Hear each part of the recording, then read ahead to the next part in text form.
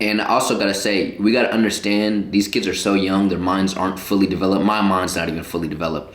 What we're doing here is we're planting seeds that we may not see the flowers of this year. Like we're not gonna see it. And so you have to understand, even when they're not paying attention, it's in their mind. They don't know it. Something in my speech may click for a kid 5 years from now.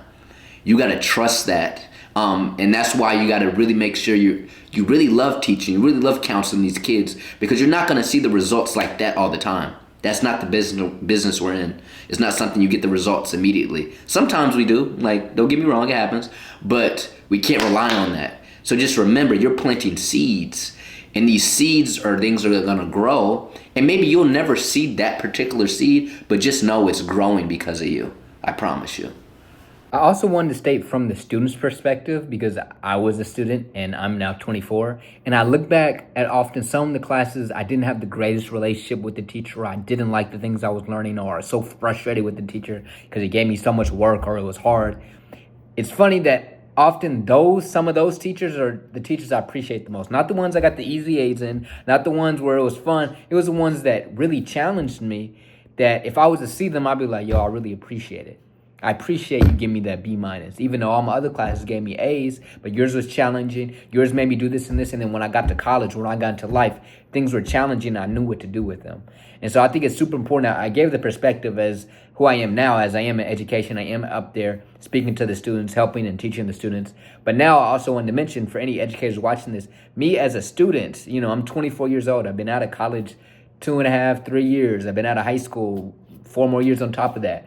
And I can genuinely say there are so many teachers that may have thought maybe Jamar didn't learn anything from my class, when in reality I did. It was in there, and then it grew after the class, way after, when I realized how valuable the information was that they were giving me. It may not have been exact. Like, one of the teachers that really helped me was I don't even remember what the class. It was one of the highly advanced math classes that I didn't like at all.